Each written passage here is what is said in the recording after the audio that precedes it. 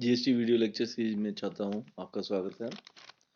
आज छात्राओं हम इसमें पढ़ेंगे कि आईजीएसटी के अंतर्गत टैक्स किस प्रकार लगाया जाता है, अर्थात लेवी ऑफ टैक्स और टैक्स का संग्रहण किस प्रकार किया जाता है।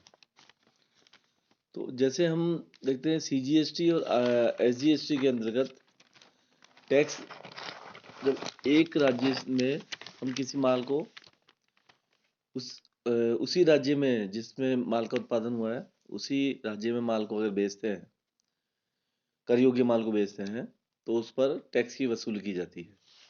इसी प्रकार से आईजीएसटी में भी टैक्स की वसूली तभी की जा सकती है जब कर योग्य वस्तु या सेवा का घटित होना पाया जाए।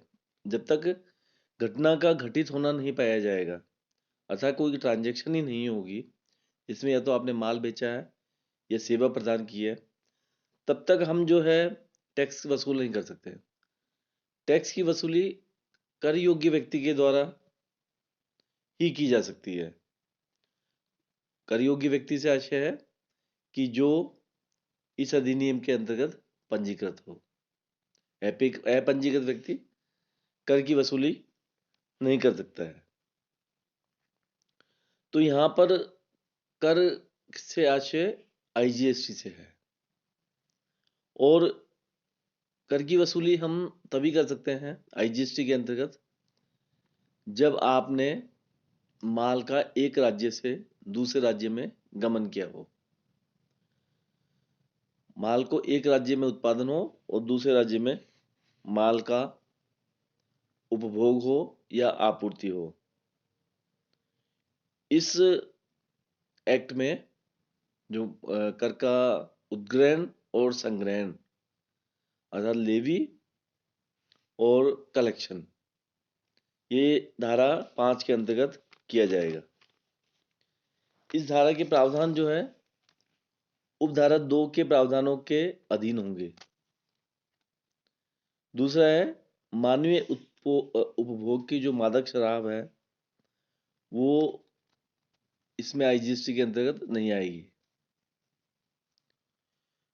तीसरा है यह कर माल एवं सेवा ये दोनों की आपूर्ति पर लगाया जाएगा, अर्थात या तो माल की आपूर्ति होनी चाहिए या सेवा की आपूर्ति होनी चाहिए।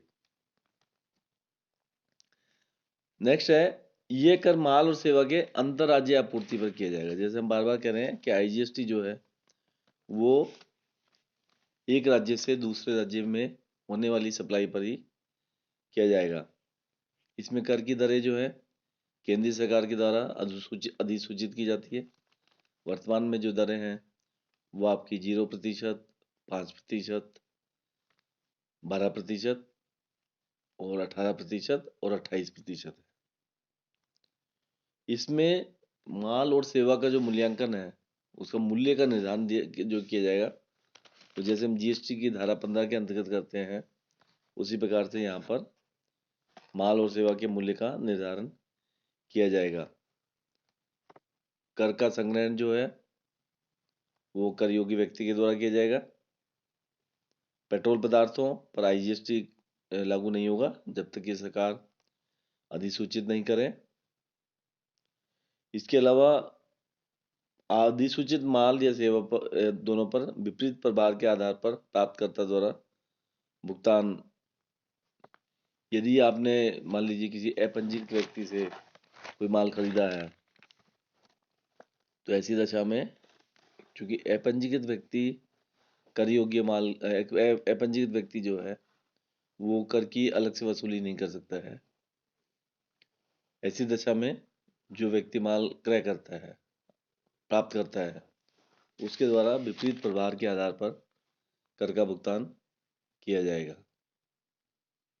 इसके अलावा अधिसूचित सेवाओं पर इलेक्ट्रॉनिक कॉमर्स ऑपरेटर का कर का भुगतान के संबंध में दायित्व बनता है। आपकी जो ऑनलाइन कॉमर्शियल एक्टिविटीज है, जैसे आप फ्लिपकार्ट से खरीदते हो या अमेजोन से खरीदते हो, तो ऐसी दशा में कर का दायित्व जो है वो आपका जो आपका इलेक्ट्रॉनिक कॉमर्स ऑपरेटर है उसका होगा। फिर है कर की मुक्ति, exemption of tax. Exemption of tax में हमने जीएसटी में पढ़ा था कि सरकार को शक्ति प्रदान की गई है धारा 11 के अंतर्गत, वो करों में छूट प्रदान कर सकती है।